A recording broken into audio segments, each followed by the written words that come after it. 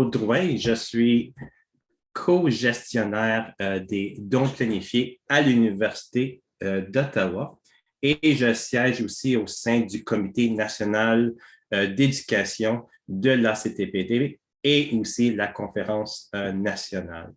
Je serai votre modérateur aujourd'hui pour ce webinaire, puis nous sommes heureux d'avoir Claude Lestage aujourd'hui qui présentera une session virtuelle intitulée Comment adopter les conversations de dons planifiés avec vos donateurs. Donc, avant de commencer, nous aimerions commencer par reconnaître la nature autochtone des nombreux territoires de l'île de la Tortue au Canada où nous travaillons et où nous résidons.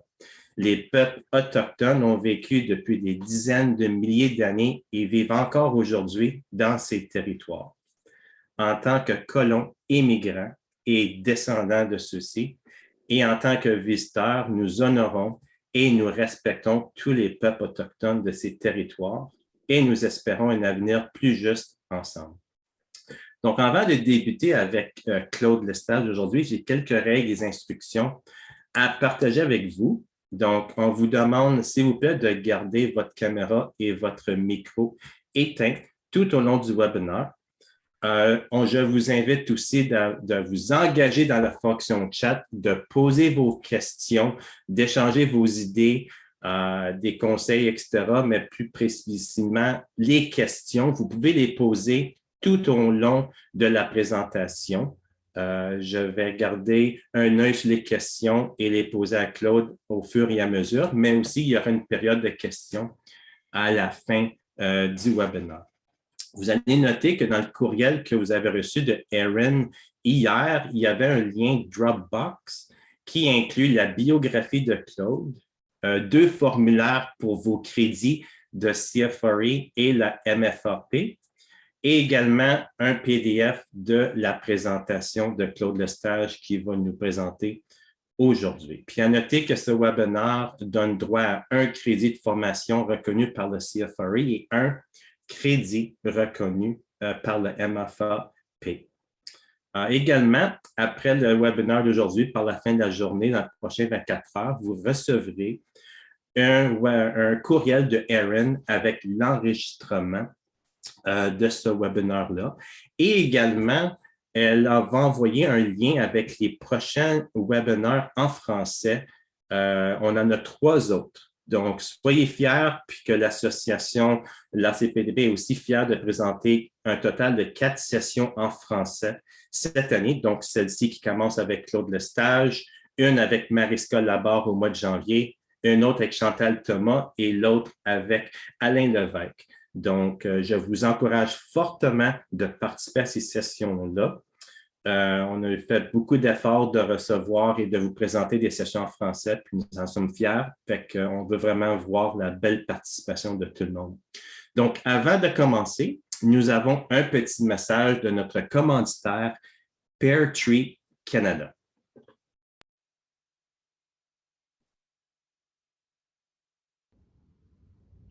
Bonjour de Montréal, Québec. Je m'appelle Albert Labelle et au nom de Pear Tree Canada et en tant que fier partenaire continu d'ACPDP, je suis très heureux de vous accueillir à la série webinaire ACPDP 2022-2023. Pear Tree Canada a été fondé il y a plus de 15 ans, offrant une approche unique et stratégique pour réduire le coût net après impôt des principaux dons annuels à l'aide de notre plateforme de dons d'action accréditive. Au cours des prochains mois, vous entendrez mes collègues partout au Canada vous accueillir à chaque webinaire.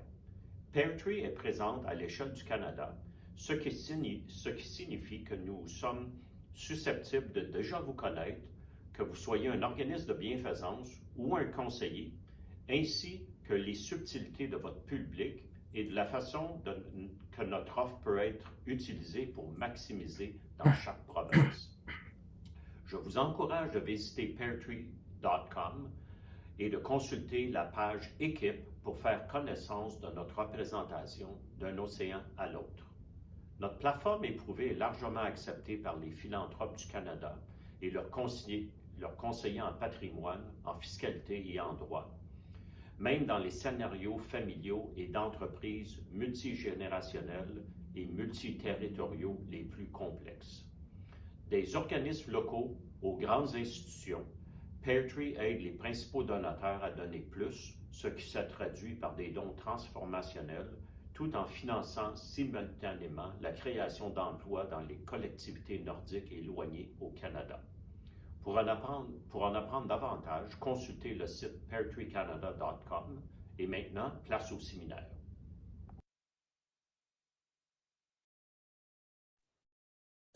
Donc, merci beaucoup à Albert et merci encore une fois à Peartree d'être un commanditaire pour nos webinaires en français et celui en anglais. Avant d'introduire Claude, je remarque, moi-même, je viens de cliquer dessus. Je suis absolument épaté de voir au-dessus de 50 personnes en ligne participer à cette session-là. Donc, merci encore pour votre participation, votre intérêt à l'ACPTP, puis on espère que ce chiffre-là va continuer aussi dans les prochaines sessions en français à venir. Donc, maintenant, je vais vous présenter Claude Lestage, qui détient une formation en communication et ayant plus de 20 ans d'expérience en philanthropie. En 2006, Claude a fondé Lestage Service Conseil. C'est une entreprise de développement et de gestion en philanthropie qui aide plusieurs organismes dans le domaine de la religion, de l'éducation, de la santé et incluant les fondations communautaires francophones au Canada à réaliser avec succès leurs divers objectifs philanthropiques. Et justement, Claude, comme il est très connu à travers le Canada, il est parmi nous aujourd'hui de Calgary, puisque sûrement il est en affaires là-bas. Donc, merci d'être avec nous aujourd'hui, Claude Lestage, et place à toi pour commencer ta présentation. Merci beaucoup, Claude. Toujours un plaisir de travailler avec toi. Bonjour à tous. Merci beaucoup, effectivement, 55 personnes présentement qui sont là. C'est vraiment très apprécié. Bien que Claude l'ait mentionné, je tiens à remercier vraiment l'ACPDP, la Fondation de l'ACPDP, d'offrir des webinaires en français. Alors, l'ACPDP est inclusive et veut avoir plus de webinaires en français et n'en tient qu'à nous, n'en tient qu'à vous, qu'il y en ait plus. Plus on va avoir d'inscriptions, plus il va y avoir de contenu francophone. Claude le mentionnait tantôt. Je vous invite, les inscriptions vont sortir bientôt. Il y a Mariska Labarre de l'Hôtel-Dieu de Lévis qui va parler de créer un réseau de professionnels, puis on va le voir un petit peu aujourd'hui. C'est très important. Chantal Thomas qui va parler des fonds orientés par les donateurs et Alain Lévesque. Alain qui va parler des dons de l'assurance vie. Donc, avec moi, ça fait 4 présentations. Et on apprend toujours quelque chose dans une formation. Hein. Des fois, la formation se termine, puis on se dit, je le savais, ça. Ben, dans le fond, tu as appris que tu le savais. Donc, tu as appris que tu fais les choses comme il faut. Donc, blague à part, je vous invite sincèrement à vous inscrire pour qu'on ait plus de contenu francophone. Aujourd'hui, on va parler de l'approche aux donateurs. D'entrée de jeu, qui d'entre vous approchez présentement ou avez déjà approché des donateurs? On peut envoyer la question dans le... Merci. Alors, j'aimerais juste savoir si vous avez déjà approché des donateurs pour parler de dons planifiés ou si vous êtes ici justement pour dire comment est-ce que je le fais, je vais le faire bientôt, je m'apprête à, ou je le fais puis j'aimerais ça avoir certaines désolé. Désolée, j'ai un problème avec le polling question. Alors, peut-être ma collègue Nancy, elle va l'essayer. OK. Si ça va marcher pour elle. OK. En fait, on le voit bien, Erin. Sur mon écran, je vois la question et il y a déjà des réponses. Good. Alors, merci beaucoup de vos réponses. Ça va nous aider. Alors, Okay. combien on a de réponses, Nancy, jusqu'à maintenant? Je vois 48. Oh, Il y a c'est une bon. bonne participation. Merci beaucoup. Pour les 10 autres, les 7-8 autres, il n'y a aucun problème. Quelle est Je peux intervenir aussi. Désolé, Nancy. Claude, 48 réponses, donc 34, 71% ont dit oui et 29% ont dit non. Excellent. Merci, Claude. Merci. Ça, c'est le fun parce que le type de formation, de présentation que je fais aujourd'hui, je l'ai fait, bien entendu, à certains de vos collègues un peu partout. Et la question est-ce que je viens chercher une clé? Est-ce que je me dis, OK, là, moi, je fais des approches déjà, ben, pas vous autres, là, parce que vous autres, vous n'êtes pas comme ça, mais est-ce qu'on va aller plus vite? Tu sais, de dire, OK, je vais aller chercher, il va y avoir une clé ici sur quel piton peser, puis regarde, je vais revenir, moi, dans mon organisme, puis regarde, ça va clencher un leg après l'autre, ça n'attendra pas. Est-ce que c'est ça, les attentes? J'espère que non. Parce que des clés, en tant que telles, il n'y en a pas pour l'approche au donateur. C'est-à-dire que oui, il y en a. La clé, c'est vous. C'est vous, c'est votre personnalité, c'est vous qui êtes la clé pour l'approche au donateur. Et c'est vraiment de cette façon-là qu'il faut penser, qu'il faut agir aussi. Je vais vous partager ma présentation qui est ici. Voilà. Tout le monde voit bien, Claude? Juste me confirmer que tout est beau? Tout est beau, Claude. On voit très bien ta présentation. Parfait, merci. Donc, il y a autant de façons d'approcher les donateurs qu'il y a de sortes d'individus. Okay? C'est sûr qu'il y a des bases, il y a des incontournables, il y a certaines façons de faire, mais le plus fondamental, c'est votre personnalité et vos intentions. Il faut être vrai. Okay? On va le voir un petit peu plus loin, là, mais il faut rendre service aux personnes. C'est vraiment dans cet esprit-là qu'il faut travailler dans les dons planifiés et de faire l'approche. D'abord, d'entrée de jeu, les dons planifiés, ça n'existe pas. C'est un concept. Okay? C'est l'esprit dans lequel on fait ce type de dons-là. C'est la façon dont sont traités dans les organismes. Mais les dons planifiés en tant que tels, si tu dis je veux faire un don planifié, ça peut être tout et rien en même temps. Donc, ça, il faut bien saisir qu'un don planifié fait appel à la planification successorale, planification financière des individus. Non? Oui, on l'a dit, ça, on ne reviendra pas là-dessus. Je suis vraiment excellent. Je suis bien bon dans tout. Blague à part, aujourd'hui, ce qu'on va voir, pourquoi est-ce qu'on parle de dons planifiés?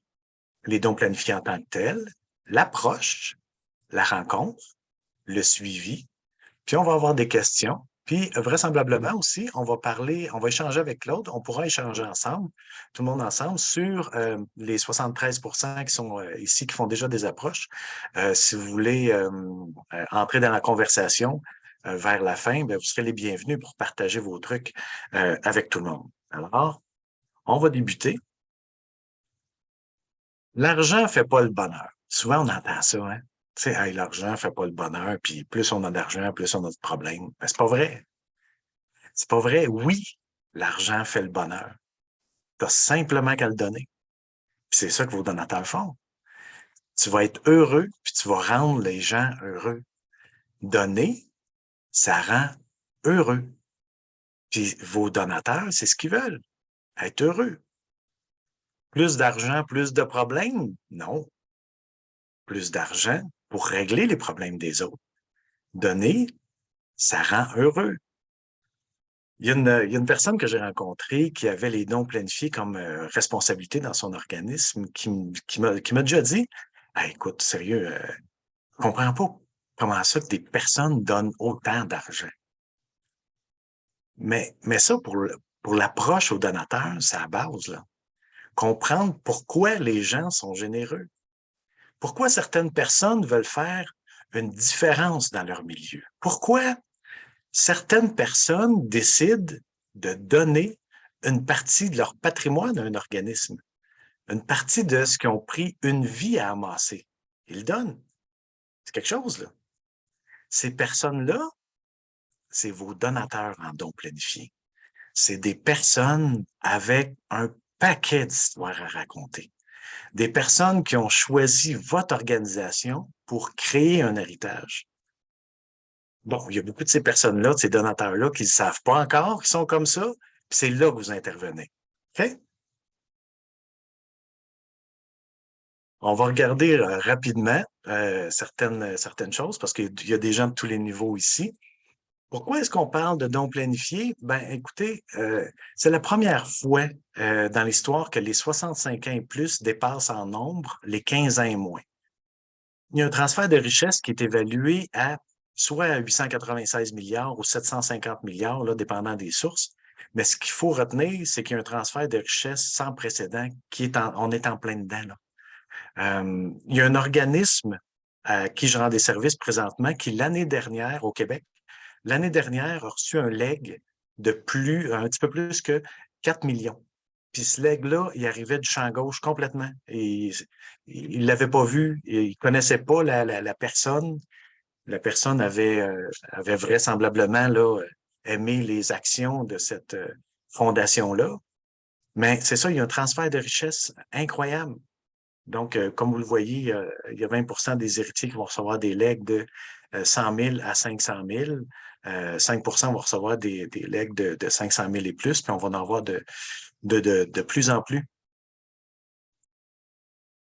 On revient encore un petit peu à la base. On va arriver, puis ça fait pas tout ce que je vous montre là fait partie de l'approche, en sens que pour les organismes avec plus de moyens, ceux qui sont ici présentement, il y a des départements qui s'occupent des dons planifiés. Vous êtes 2, 3, 4 personnes ou plus qui se concentrent sur le développement des dons planifiés. Mais pour la plupart des organismes avec moins de moyens, pas des petits organismes, hein, parce qu'il n'y a pas de petits organismes. Si on se place dans les yeux de ceux qui reçoivent, qui sont bénéficiaires des services des organismes, ben, vous êtes le plus gros organisme au monde. Fait qu'il n'y a pas de petits organismes, juste des organismes avec moins de moyens. Alors, ces organismes-là, souvent, tu as une personne écart, qui fait tout. Des personnes multitâches à qui on a dit, écoute, en plus de faire la comptabilité, les PV de nos conseils d'administration, puis de t'occuper de la campagne annuelle, puis des activités de bienfaisance, j'ai entendu parler que les dons planifiés, ça pourrait être bon. Pourrais-tu mettre ça en place? On regarde. Fait que, si vous vous reconnaissez là-dedans, vous devez vous voir comme un courtier philanthropique, OK? Avoir une approche intégrée quand vous rencontrez un donateur. Pas besoin d'avoir un programme de dons planifiés très, très, très élaboré. Ça vous prend un minimum. On va le voir tantôt. Vous savez, puis je ne l'ai pas mis, vous connaissez vraisemblablement tous la fameuse pyramide de progression classique des donateurs qui fait évoluer le donateur dans votre organisme, passant de l'activité de bienfaisance, puis il évolue jusqu'au don planifié. Mais la diapo que vous voyez présentement, ben, ça cohabite, puis vraiment de plus en plus avec la pyramide classique dont je viens de faire référence. Des personnes qui sont pas proches d'organismes donnent 50 000 dans une campagne majeure de financement. Ça, je le vois régulièrement. Il y a des donateurs qu'on ne connaît pas, comme je vous ai mentionné tantôt, qui vont donner des millions à des organismes. Programme de dons planifiés devrait comprendre certaines choses de base. Un comité de dons planifiés pour les organismes qui ont plusieurs moyens. Ben, à partir de ce moment-là, ça peut être le comité de dons planifiés, ça se trouve être le personnel en tant que tel. Pour les organismes qui ont moins de moyens, ben, c'est d'y aller peut-être avec des membres de conseil d'administration. Mais c'est important d'avoir un comité pour la mémoire de l'organisation. Un comité d'experts, il y a Mariska Labarre qui va vous en parler, puis des politiques d'acceptation, affectation, capitalisation, reconnaissance. Les politiques sont là pour apporter de la crédibilité au programme de dons planifiés, rassurer les donateurs sur l'utilisation des fonds. En plus des politiques, bien entendu, s'assurer que le logiciel est prêt pour recevoir les types de dons planifiés. Un minimum d'images de communication doit être mise en place. Là où le bas blesse souvent, c'est que le conseil d'administration est moins patient avec, certainement pas votre conseil d'administration, mais certains conseils d'administration sont moins patients avec la vitesse du programme de dons planifiés. Donc, c'est important de faire la reddition de compte, de voir combien de personnes on a rencontrées, etc., etc. Permettre à votre conseil d'administration de constater que le programme va bien, prendre de l'ampleur. Se trouver quelqu'un au conseil d'administration qui porte le dossier aussi, ça, c'est essentiel. Puis, bien entendu, on ne se décourage pas si on ne voit pas des résultats immédiats parce que si vous démarrez puis arrêtez votre programme, ben, ça peut avoir un impact sur le momentum, puis c'est sur votre crédibilité. Tu sais, parce que les campagnes annuelles, campagnes majeures, etc., on peut voir ça comme un sprint, mais les dons planifiés, il faut voir ça vraiment comme un marathon. Les dons planifiés, vous le savez, généralement, c'est des dons différés. Alors, il y a les dons de REER, faire titre coté en bourse, bien meubles, immeubles. Dans les dons différés, assurance vie, legs. Et puis, ça, c'est les legs à 88 Et qu'est-ce qui arrive avec les bitcoins? Parce que ça, pas que c'est la saveur du jour, là. Mais on a vraiment, on est rendu là. J'ai eu une conversation avec Paul Nazareth, que vous connaissez probablement de l'ACPDP. Puis, ce qu'on disait, c'est qu'en 2021, il y a eu un gros buzz à propos du Beyond Meat, de la viande à base de plantes. Puis, par contre, il y a de nombreuses critiques de santé qui ont dit que c'était tellement transformé qu'il y avait bien peu d'avantages nutritionnels là-dedans. La crypto-monnaie, le Bitcoin, il y a beaucoup de complications environnementales puis juridiques, même si tout le monde veut que ça soit la huitième merveille du monde pour la philanthropie, ça ne l'est pas tout à fait encore. Tu sais, faut peut-être arrêter de poser des questions sur la crypto-monnaie, consacrer son énergie aux dons d'actions qui sont vraiment avantageux. Juste rapidement, en 2020, les transactions de Bitcoin ont généré 30 700 tonnes de déchets électroniques, autant que les Pays-Bas au complet. Une transaction de Bitcoin produirait environ 270 grammes de déchets. C'est comme si tu jetais un iPad aux poubelles pour une transaction. Donc, pour ceux qui ont une politique de placement ESG, c'est pas nécessairement bon. C'est juste faire attention à ça. Les dons planifiés, ben, ça permet de transmettre le patrimoine, de profiter d'une économie fiscale, de réaliser un objectif cher, de léguer des valeurs à la jeune génération, de soutenir des causes valables, votre cause, de restructurer un plan de don actuel pour avantager le donateur et le bénéficiaire. Et le dernier élément, restructurer un plan de don actuel pour les avantager le donateur et votre organisme. C'est ce qu'on voit de plus en plus.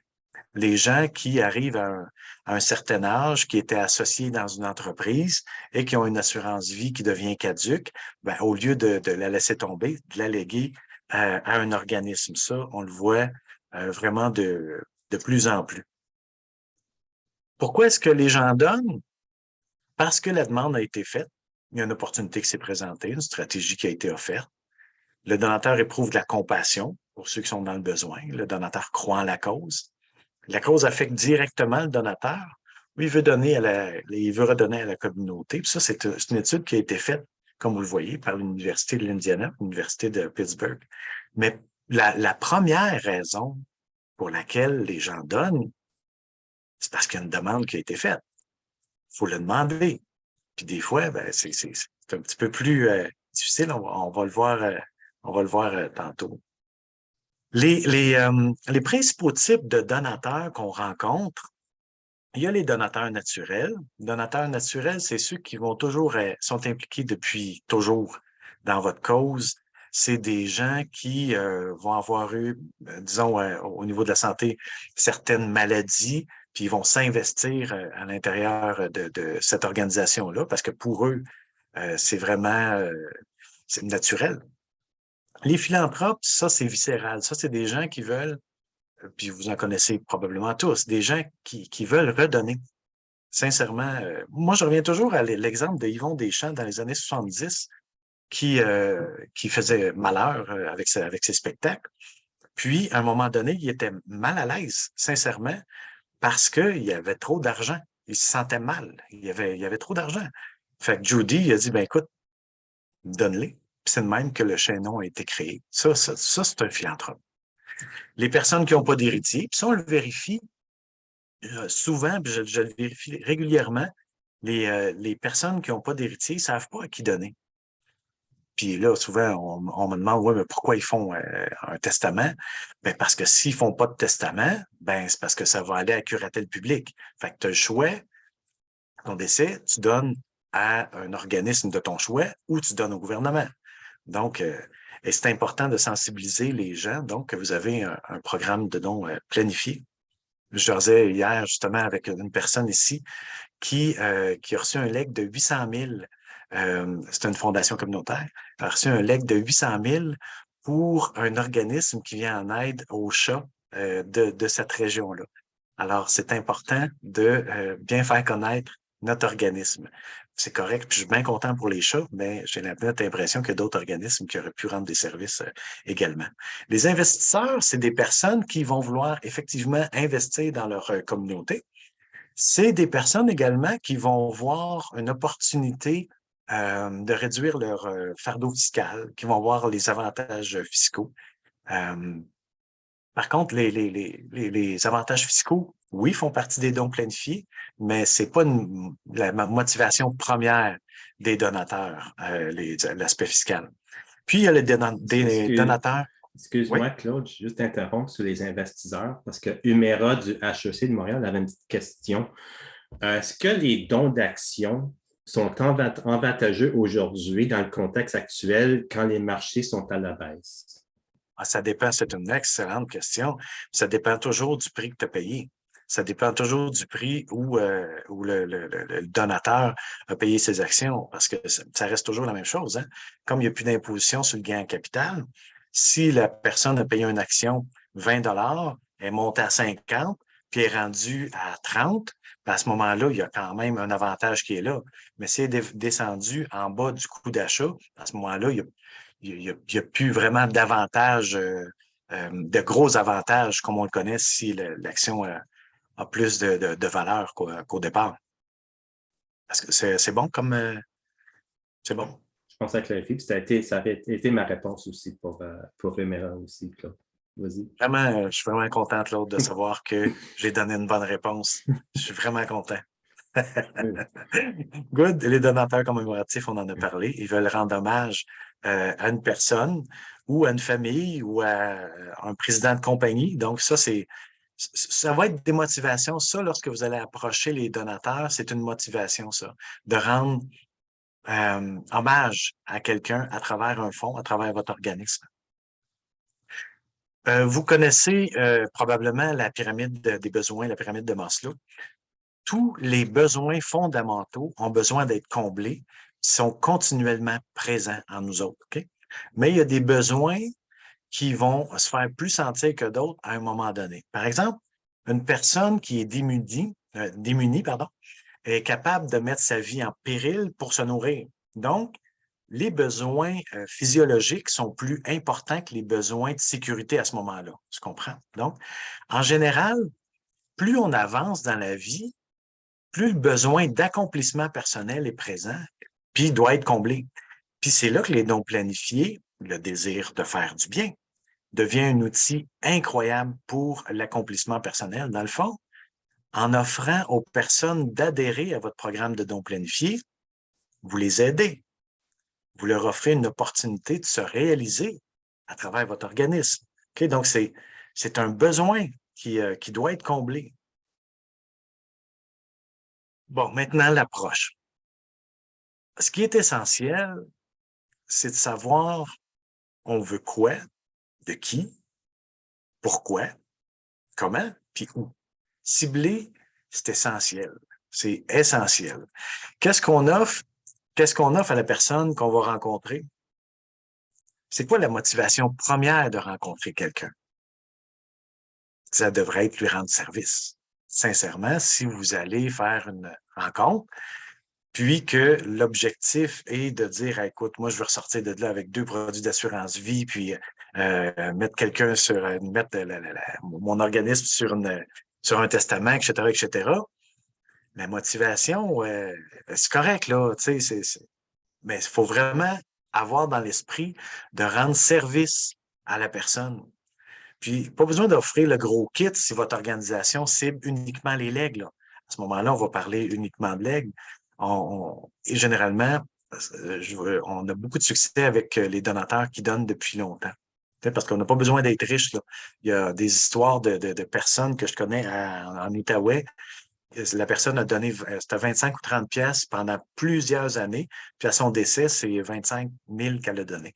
Donc, pas besoin d'être riche de son vivant, là. On peut laisser beaucoup. Fait que les donateurs qui donnent depuis longtemps sont vraiment, faut pas les négliger. Faites vos recherches. Oui, c'est essentiel de connaître la personne qu'on va rencontrer. Il y a des indicateurs de performance. Moi, j'appelle ça, dans le métier qu'on fait, des indicateurs philanthropiques. OK? Comme, c'est quoi l'historique des dons de la personne que vous allez rencontrer? Depuis quand? Mais aussi le cumulatif de ces dons. Ses liens avec votre organisme, ses passions, ses passe-temps, son travail, tout ce que vous pouvez trouver. Faites vos recherches. Si vous faites vos recherches par le web, je vous invite fortement à contre-vérifier, juste vous assurer que les informations sont à jour, là. Commencez par faire des recherches sur vos donateurs annuels, donateurs mensuels si vous en avez, donateurs majeurs. Plus la fréquence des dons est élevée, comme je le disais, ou plus ils donnent depuis longtemps, plus la fidélité des donateurs est importante. Il y a une étude de Giving USA qui dit que plus de 50% des donateurs de dons planifiés ont déclaré avoir donné à des organisations pendant plus de 20 ans avant de faire un geste là, pour les dons planifiés. Même si le montant des dons est petit, c'est pas grave. C'est le donateur, ce donateur-là ont montré qu'ils ont la mission de votre organisme vraiment à cœur. Donc, ils peuvent peut-être pas faire un don important aujourd'hui, mais c'est clair qu'ils souhaitent assurer l'avenir de votre organisme. Puis il n'y a pas de meilleure façon de le faire que par un don planifié. Vous avez plusieurs avantages. Dites-vous que les avantages que vous avez comme organisme, c'est que vous avez déjà un lien privilégié avec votre donateur. Parce que c'est clair qu'on ne fait pas du cold call pour les dons planifiés. Là, vous vous adressez déjà au cœur, aux valeurs de votre donateur. En plus, il est donateur. Vous partez vraiment avec une grande longueur d'avance, là. S'il y a un frein dans votre approche, tu sais, des fois, tu te dis, Caroline, j'aimerais ça le rencontrer, je sais pas, tu sais, il y en a peut-être qui sont ici, là, aujourd'hui, justement, qui se disent, écoute, j'y vais, mais j'ai un malaise, je sais pas comment aborder, je sais pas comment, puis c'est ça peut-être que vous êtes venu chercher. Ben, moi, je vais vous poser une question. Est-ce que vous-même, avez prévu un don planifié? Est-ce que, puis on peut envoyer la deuxième question, s'il vous plaît. Est-ce que vous-même, peu importe l'organisme, avez prévu un don planifié? Alors, je vous laisse le temps de répondre parce que ça fait la différence. OK? C'est très difficile de vendre une Volkswagen quand on travaille, quand on se promène en Honda. OK? C'est difficile de demander un don dans une campagne majeure si toi, personnellement, tu n'as pas fait ton don en premier. Le même principe s'applique en don planifié. Alors, je suis curieux de voir les réponses. Je ne sais pas, Claude, on est rendu à combien de réponses?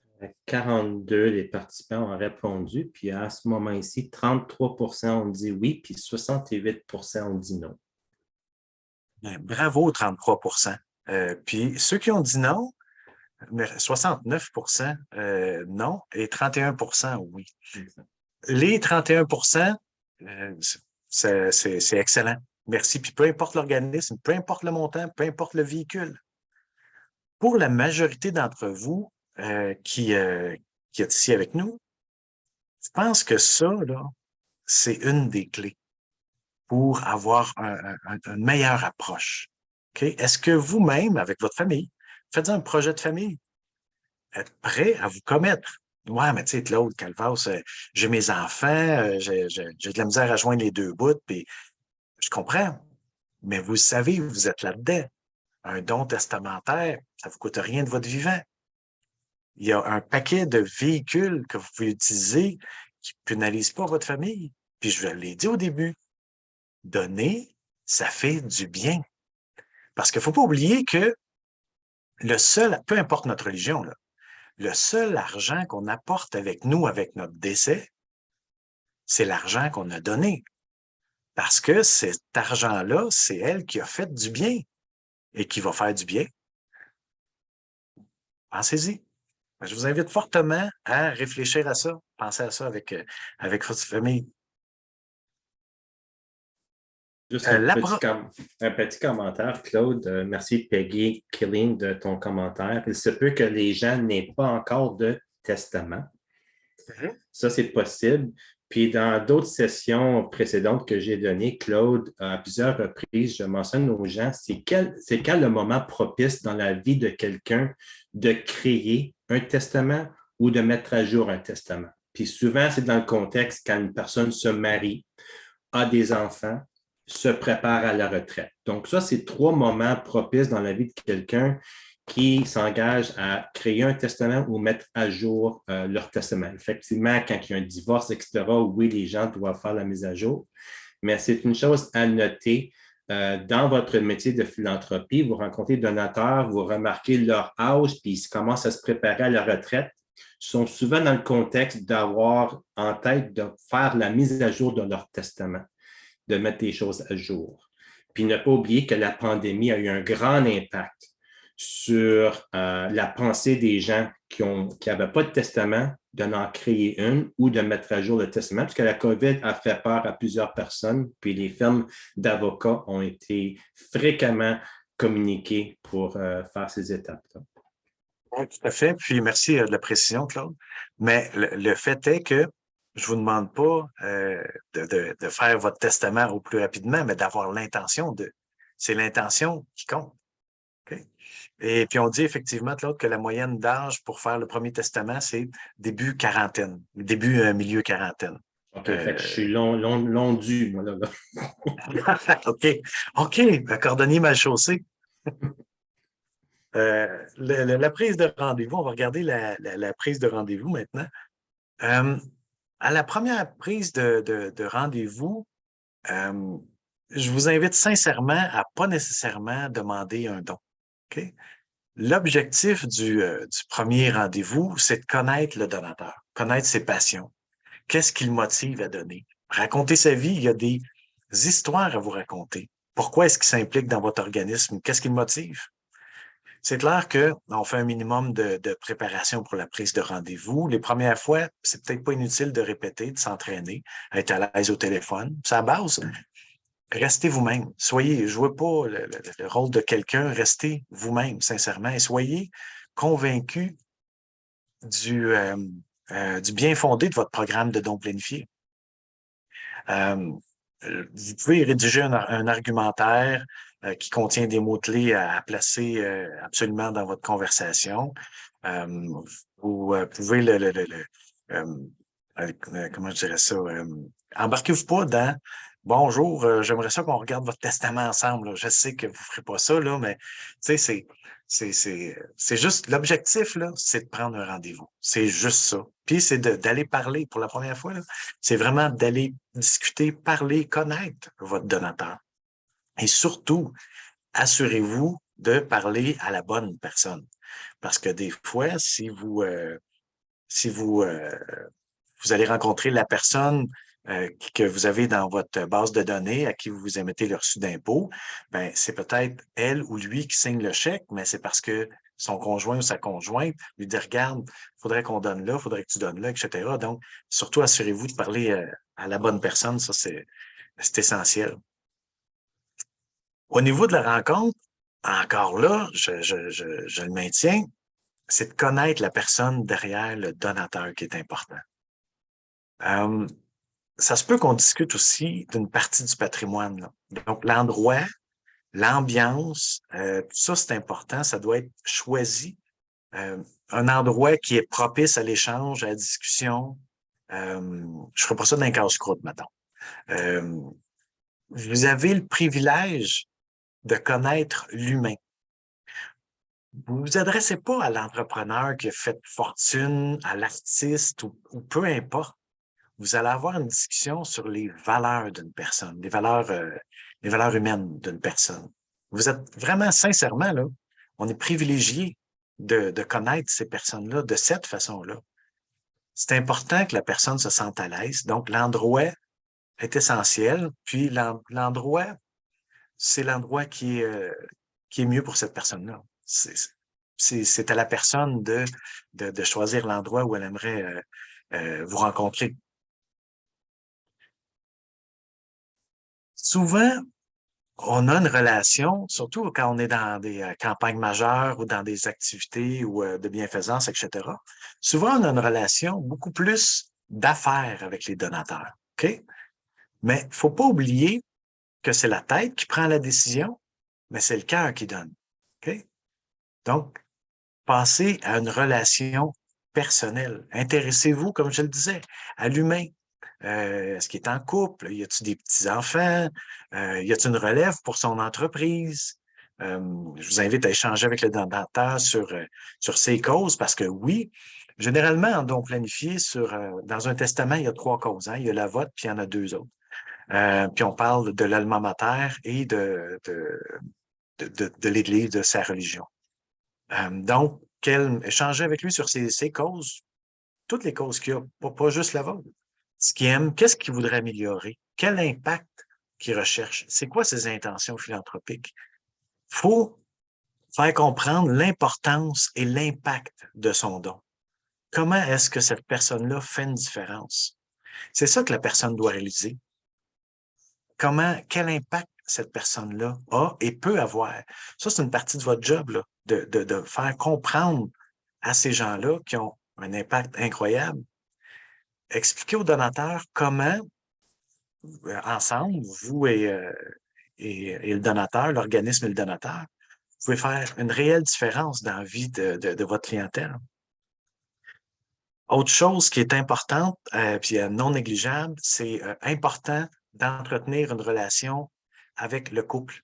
Pas seulement qu'avec une personne, c'est sûr qu'on peut avoir plus d'affinités ou rencontrer plus une personne, mais c'est très important d'entretenir une bonne relation avec le couple parce que quand la première personne d'un couple décède, le don à l'organisme de bienfaisance, généralement, il est censé avoir lieu au moment du décès du second conjoint. Donc, c'est tout à votre avantage d'entretenir des bonnes relations avec le couple pour que, justement, comme Claude en faisait référence tantôt, pour pas que les gens refassent leur testament, puis qu'à ce moment-là, on fasse plus partie des plans. Ce qui est important, on parle pas de décès, là. On parle d'impact. C'est sûr que les organismes qui reçoivent les dons planifiés les reçoivent le plus régulièrement au décès du donateur. Mais ça ne veut pas dire que vous devez en parler dans vos conversations avec les donateurs.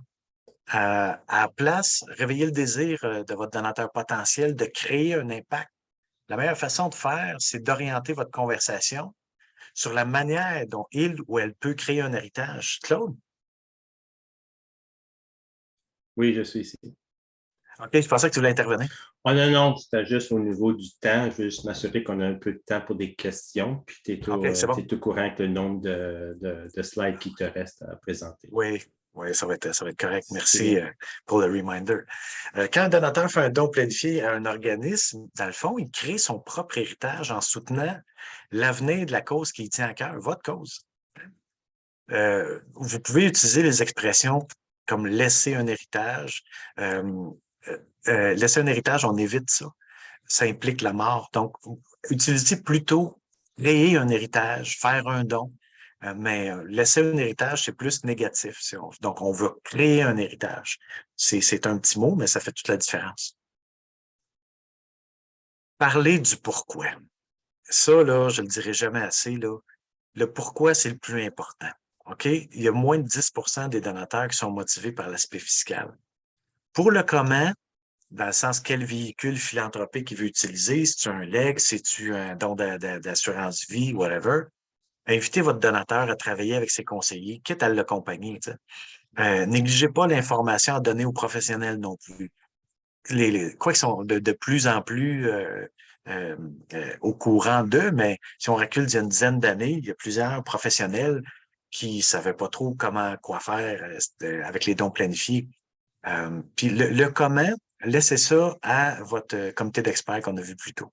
Okay? Parce que souvent, on veut utiliser des termes techniques, puis c'est pas le temps de parler de ça avec des donateurs, là, d'utiliser des expressions comme, ben, regardez, vous pourriez peut-être faire une assurance vie back-à-back pour compenser la perte du patrimoine d'un donateur. Rembarquez-vous pas là-dedans, là.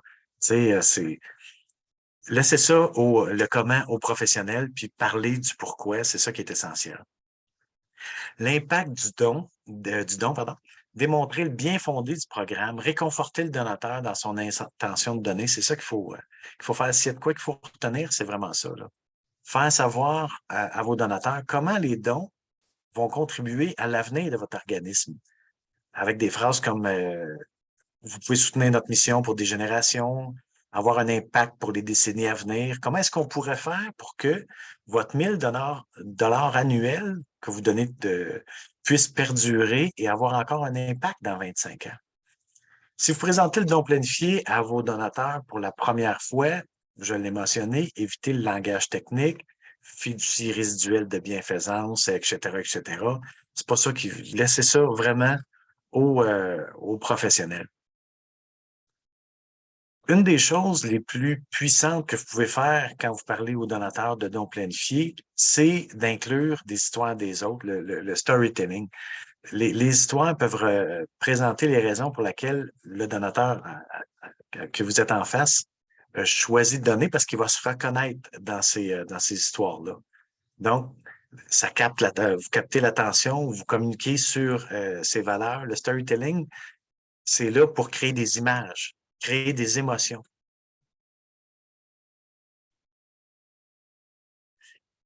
La rencontre, ben écoutez, c'est le gros bon sens. Puis, encore une fois, c'est d'être soi-même. Okay? Évitez de parler, comme on le dit souvent, on a 2 oreilles puis une bouche, hein? Fait qu'on écoute 2 fois plus qu'on parle. Mettez le donateur à l'aise. Bien entendu, vous démontrez que vous faites de l'écoute active. Ça, c'est écouter pour comprendre et non pas. Quelquefois, il y a des personnes, pour vous, là, aucun d'entre vous, qui écoutent, mais qui se préparent un argumentaire. Donc, on n'écoute pas vraiment, là. Mais là, il faut vraiment écouter vraiment de l'empathie, poser des questions, résumer afin le gros bon sens, mais intéressez-vous vraiment à votre donateur, c'est ça qui est essentiel. Les organismes qui pensent qu'une fois qu'un don planifié est prévu par le donateur, la job est faite, mais là, oui, il y a une partie du travail qui est faite, mais les donateurs doivent continuer à avoir un lien étroit avec votre organisme. Faut reconfirmer avec eux de temps en temps. Faut simplement reconnaître que les gens, comme on le disait, changent de vie, les circonstances de la vie changent, la composition des actifs change. Vous voulez juste reconfirmer avec eux leur engagement est là pour toujours. Un programme de reconnaissance est essentiel pour justement maintenir l'intérêt du donateur, du créateur de fonds, du donateur de dons planifiés dans votre organisme. La fidélisation des donateurs, puis effectivement, hein, l'acquisition de donateurs coûte 3 à 10 fois plus cher que la fidélisation. Qu'est-ce qui engendre la fidélisation? Ben, la satisfaction, bien entendu. Le donateur, encore une fois, je reviens à ça, doit être certain qu'il y a un impact. Il faut vraiment faire valoir au donateur qu'il y a un impact à travers son geste. La relation, les donateurs doivent se sentir vraiment liés à votre organisme, liés, puis être pas présent, mais que sa présence, que ses dons, encore une fois, ont un impact. Et puis, bien entendu, la fidélisation des donateurs passe également par la confiance. Donc, la transparence de votre organisme, les états financiers, etc., etc. C'est ça qui engendre vraiment la fidélisation des donateurs. J'en ai parlé un petit peu plus tôt. La reconnaissance et l'exclusivité, c'est un must. Vraiment, là, la lettre de remerciement, puis encore une fois, c'est le gros bon sens. Un appel, un courriel, éviter à des événements de remerciement. Et souvent, les programmes de dons planifiés, puis je vous invite à le faire si ce n'est pas le cas, ont des des programmes de reconnaissance spéciaux exprès pour les créateurs de fonds ou les donateurs en dons planifiés pour que les gens se sentent privilégiés. Non, achetez pas votre dentier par la poste, là, c'est ça que ça fait. Pour que les gens se sentent privilégiés. Donc, à partir de ce moment-là, c'est une bonne chose à faire. Donc, que les gens se sentent exclusifs. Le donateur doit donc s'approprier sa fondation. Comme je le disais, on les invite au cercle des amis d'eux, donc la fameuse reconnaissance exclusive pour ces donateurs-là. Vous pouvez faire des textes d'invitation à faire un don à sa fondation plutôt qu'offrir un cadeau d'anniversaire. Ça, souvent, on voit ça là. Quand les gens vont soit créer un fonds, devenir principalement quand ils créent un fonds, d'outiller les gens pour qu'ils utilisent ça comme c'était leur propre fondation. Puis à ce moment-là, de dire à l'entourage, ben écoute, j'ai tout à Noël cette année, fais-moi un chèque pour ma fondation. Tu sais. Les fiches de dons mémoriam, la même chose. Puis promotion formatée de sa fondation pour les réseaux sociaux. Ça, c'est tous des petits trucs que vous pouvez faire.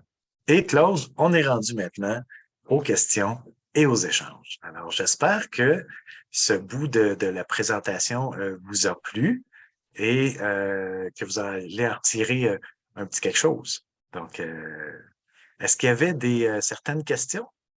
Pour le moment, j'ai envoyé un petit message dans le chat aux gens s'il y avait des questions, des échanges. Fait que je vous encourage de poser n'importe quelle question. Il n'y a pas de stupides questions à poser. Claude est totalement un expert dans ce métier ici. Puis si vous voulez prendre la parole, levez votre main. Il nous reste à peu près 9 minutes avec l'attention de Claude. Donc, je vais rester aux aguets au niveau du chat, Claude, mais si tu me permets, j'aimerais ça rajouter quelque chose que tu as mentionné dans le chat. Puis je suis totalement d'accord avec toi que être authentique et honnête durant la conversation avec les donateurs, c'est hyper important. Tout le temps, écouter ce qu'ils ont à dire et de prendre note de toutes les informations, puis de vraiment capturer les liens à la cause qu'ils soutiennent. Tu sais, c'est quoi leur connexion à la cause, pourquoi ils soutiennent la cause. Puis une question que j'aime ça leur poser, Claude, c'est quelque chose que j'ai inclus dans mes présentations récemment. Je pose aux donateurs, c'est comment cette cause se positionne dans l'histoire de ta vie. Ouais, c'est très bon. Tu essaies de faire un lien. J'ai adopté 3 chiens à cette société-là. Ma mère, elle a reçu des services à cette maison de soins palliatifs dans ces derniers jours. Fait que tu essaies de faire ces liens-là. Exactement, parce que comme on le mentionnait, ces donateurs-là, il y a un paquet d'histoires à raconter. Tu sais, merci beaucoup pour les beaux commentaires, j'apprécie vraiment. Si vous voulez me faire un commentaire sur mon LinkedIn, c'est toujours payant, c'est toujours le fun, merci beaucoup. Autre chose aussi que j'utilise, Claude, quand tu arrives chez un donateur la première fois, c'est sûr que c'est un peu challengeant, parce on l'a vu dans un événement, on l'a vu d'une soirée, puis là, on s'en vient dans le milieu intime de la personne. Donc, c'est autre chose, on passe à un autre niveau. Alors, c'est vraiment de regarder rapidement, de scanner la pièce. Si tu vois des trophées de golf, ben regarde, là, déjà, on fait la connexion. Vous êtes amateur de golf. Moi aussi, mais je joue pas bien. Puis, etc., etc. Mais c'est vraiment, effectivement, comme tu le disais, de regarder, d'écouter, d'être vrai, d'être soi-même. Là. Oui. Claude, il y a plusieurs questions. Puis si jamais tout le monde, on n'arrive pas à répondre à toutes vos questions par 2 heures, s'il vous plaît, envoyez un courriel à Claude Lestage. Il a mis son courriel sur la dernière slide de sa présentation. Mais Nicolas Mercier a une question. Il te dit merci pour ta présentation. Et quelle est la façon dont tu préfères d'aborder la possibilité d'un don planifié avec un donateur et quelle est la phrase ou question que tu utilises le plus? Ah, mon dos. Moi, vraiment, puis j'aimerais ça entendre ta réponse aussi, Claude, mais moi, vraiment, c'est comme je l'ai mentionné tantôt, comment est-ce qu'on pourrait faire pour avoir un impact? Donc, vous nous donnez 1000 pièces par année depuis 10 ans. Comment est-ce qu'on pourrait faire pour que ce don-là perdure dans le temps? Moi, c'est avec ça que je rentre. Parce que là, on suscite une interrogation. Ah, mon Dieu, ça se peut, j'ai jamais pensé à ça. Parce qu'il faut savoir que les francophones, c'est moins inné, hein? On travaille beaucoup sur l'éducation. Il y a une chance que le CPDP est là, de la population. Donc, il faut y aller vraiment subtilement. Et pour moi, si vous me demandez la meilleure chose là, que j'utilise le plus souvent, c'est celle-là. Comment est-ce que l'impact que vous avez aujourd'hui, on peut avoir le même impact dans 50 ans? Moi, c'est comme une petite phrase, là, ça serait celle-là. Claude, toi, de ton côté? Moi, c'est de la même façon. Il y a une façon que je peux leur poser la question, c'est avez-vous envisagé des plans à long terme pour soutenir des causes qui vous tiennent à cœur au niveau de vos objectifs philanthropiques? Puis après ça, ils se demandent, mais qu'est-ce que tu veux dire à long terme? Puis de ce côté-là, tu es capable d'approfondir un peu le pourquoi de ce côté-là. Exactement. Je pense que c'est. Puis encore une fois, hein, Claude, on revient à ce que je mentionnais, c'est l'impact. Vraiment, là, s'il y a quelque chose à retenir de cette présentation-là, c'est considérez vous-même à faire un don planifié. Et deux, quand vous approchez les gens, parlez de l'impact. Vraiment, soyez vrai, ça, là. Vous êtes unique au monde. Donc, restez vous-même. Jouez pas un rôle. Restez vous-même et soyez attentionné sur la personne. Si vous passez 1 heure et demie avec une personne, puis vous sortez de là, puis vous avez pris un café, puis jasé, bien, vous avez passé une sacrée belle rencontre, puis vous avez fait votre travail. OK? Parce que c'est des relations qu'on veut créer. C'est carrément ça, là. Tu sais, c'est vraiment différent de la campagne annuelle, de la campagne majeure. Là, on est dans le relationnel. Donc, vous êtes des professionnels en ce sens-là. C'est de créer des relations. Exact. Écoute, je vais aller à travers la liste. On en a plusieurs questions. Fait que je ne pense pas qu'on va avoir la chance d'aller à travers. Yann Delille dit les donateurs n'aiment pas toujours que l'on dépense pour les objets de reconnaissance. Moi-même, j'en suis connaissant. Yann, nos donateurs de notre cercle d'héritage, nos donateurs planifiés, n'attiennent pas de recevoir plein de choses de reconnaissance. Puis ça, tu es capable de valider ça en ayant des conversations ou en envoyant un sondage à vos donateurs. Qu'est-ce qu'ils préfèrent comme reconnaissance? Si je peux me permettre, juste faire du pouce là-dessus. Quand je parle d'avoir quelque chose d'exclusif, je ne parle pas nécessairement de grands coups, là. Quand j'étais à l'archidiocèse de Québec, on faisait une visite exclusive de certains endroits du diocèse que personne ne pouvait aller. Ça coûte absolument rien, ça, mais les gens se sentaient vraiment exclusifs. Pour des orchestres symphoniques, c'est d'aller rencontrer les musiciens. Alors, c'est toutes des choses qui, encore une fois, ne coûtent rien, mais on va susciter une exclusivité. Exact. Écoute, tout le monde, je vais prendre une dernière question. C'est Eumera qui me pose une question, mais toutes les autres personnes qui ont posé des questions, s'il vous plaît, envoyez un courriel à Claude Lestage, qui va sûrement avoir la chance de vous répondre sous peu. Donc, Eumera mentionne ici dans sa question, avez-vous des suggestions pour convaincre les donateurs de dons planifiés à partager leur témoignage, à partager leur histoire? Ils en ont plusieurs au HEC qui veulent demeurer anonymes par peur de se faire solliciter, mais les témoignages sont puissants. Oui, effectivement, les témoignages sont puissants, puis je pense que c'est de cette façon-là. Lorsqu'on mentionne à une personne qui va être anonyme, c'est parce que l'anonymat encourage les non-donateurs. OK? Donc, à partir de ce moment-là, il faut s'afficher pour donner l'exemple, pas pour dire « Ah, j'ai donné », puis non, c'est juste de donner l'exemple parce que si moi, je vois que Claude Drouin, qui est quelqu'un pour qui j'ai beaucoup de respect, a donné à telle cause, ah, mon Dieu, Claude a donné ça, je vais rentrer en relation avec Claude, comment ça que tu t'es impliqué là, moi aussi je suis là. Donc, ça va aider, le fait d'avoir une reconnaissance publique va aider au développement de la mission de cette personne-là, votre cause. Donc, c'est vraiment de cette façon-là qu'il faut voir ça. C'est pas qu'il va se faire solliciter ou quoi que ce soit, c'est vraiment de voir ça, tourner ça de l'autre bord. C'est vraiment de nous aider à avoir plus d'argent pour assurer la pérennité. Exact. Parfait. Écoute, Claude, je veux juste te remercier pour ton temps aujourd'hui. Désolé les gens en ligne, nous devons terminer le webinaire, mais pour Sophie Wauquiez, Carole Mercier et Ginette Michaud, s'il vous plaît, envoyez un courriel à Claude avec votre question. Sur le chat en ce moment et le courriel qui vous sera envoyé plus tard aujourd'hui, il y a un lien, un sondage. On apprécie énormément vos commentaires sur ce webinaire ici. Il y a quelques questions à vous poser sur Claude, sur la session, sur le sujet et d'autres sujets à venir. Donc, c'est fortement encouragé que vous puissiez remplir le sondage. Ça nous aide mieux à structurer stratégiquement nos prochaines sessions à venir. Comme je vous ai mentionné, il y a d'autres webinaires en français qui s'en viennent au mois de janvier.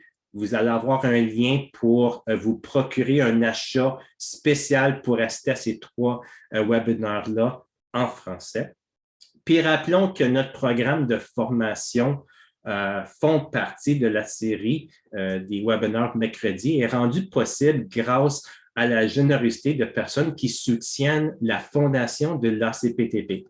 J'en suis un donateur qui donne à la fondation, puis je vois l'impact de mon don versus tout ce développement professionnel qui est offert à travers du Canada. Si vous souhaitez soutenir le travail que nous accomplissons pour renforcer le secteur philanthropique, je vous encourage de considérer un don à la Fondation, puis le lien sera dans le courriel également. Claude, formidable session. Merci beaucoup. Je vais prendre juste quelques secondes pour vous remercier tous, tout le monde qui a été présent. Il y a une belle représentativité. J'espère que vous allez repartir avec quelques petits trucs, quelques petites réflexions ou seulement de dire, ben OK, je fais les affaires correctes, ça va. Et comme je vous l'ai dit, si vous voulez m'écrire un petit mot sur LinkedIn, ça va être excellent. Puis si jamais vous avez trouvé la session pas bonne, ben regarde, faites pas ça. Allez pas sur LinkedIn dire ça, ça vaut pas la peine. Hein? Merci beaucoup à vous tous. J'espère vous revoir en vrai, en personne bientôt. Bonne fin de journée. Merci, bonne fin de journée à vous tous. Bye bye.